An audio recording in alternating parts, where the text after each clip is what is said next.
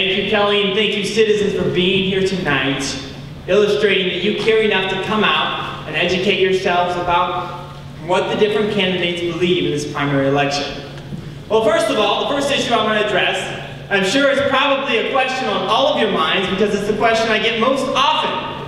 How old is this guy? I'm 24 years old, doing what I can do to make a difference by ensuring that this district is represented by a strong conservative leader who will work hard to be in tune and in touch with the needs of his constituents and will represent them in Indianapolis and their views and not just what he thinks.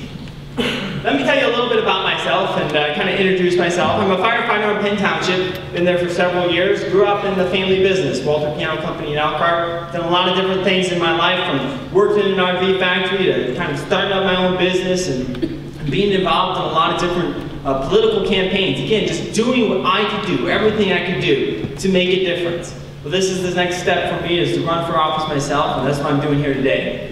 I want to talk a little bit about the things that I would like to see happen in Indianapolis. I consider myself a very common sense candidate, and these are my common sense ideas.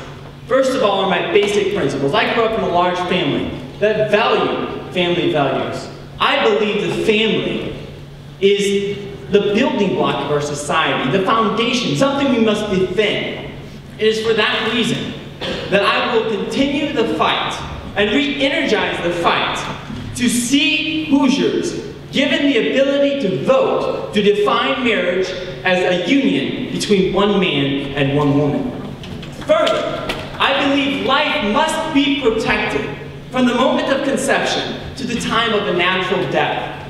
It is the basic responsibility of government to defend and to protect life. And if we are not doing that, then how can we do anything else the government is to do? And it is for that reason that any restriction that can be set up on abortion to limit the numbers that are done in this state, I will support. But there are some other issues, fiscal issues, that I'm concerned about. Here in St. Joseph County, I own a home. And all across this state, there's been a new law set in place that homeowners pay 1%, landlords pay 2%, and commercial and businesses pay 3%. Not so in St. Joseph County.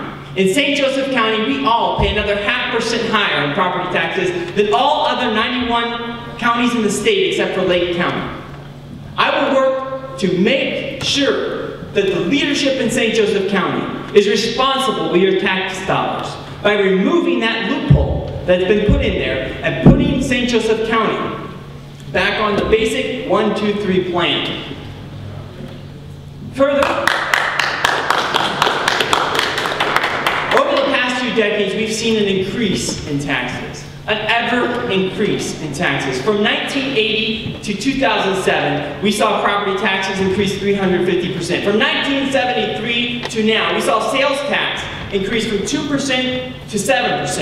And what's happening in here is as the economy goes up, the state spends more. When the economy drops down, they raise your taxes. And when the economy comes back up, they don't lower your taxes. So slowly, year after year after year, decade after decade, those taxes slowly get higher, which is why I would support a cap on state spending increases that says unless we can only increase spending by the rate of inflation and population growth. So when there's extra funds that come into the state from a good economy, those funds go back to Hoosiers for you to spend as you would see fit on things that will benefit our economy and benefit businesses and benefit jobs.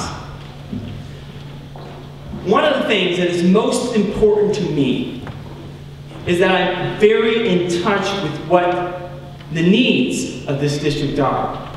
I've made it a personal goal to visit as many homes as possible and talk to the voters. And I've already knocked on over 1,000 doors and talked to many of these people. And I've learned about so many issues that we can't know from all corners of the district. Whether it be as minor as replacing and updating a bridge in Lakeville, or preserving the emergency dispatch center in Napanee, or an issue in Walkerton between the school district and the state about some funding questions where the state and county messed up and cost the district $400,000. These are all things that I've learned about. by working hard to find out about them and going and being in touch with the voters. And that is something I commit to do to you. I will be in touch with your needs, and I will work hard to represent that in the State House. Thank you.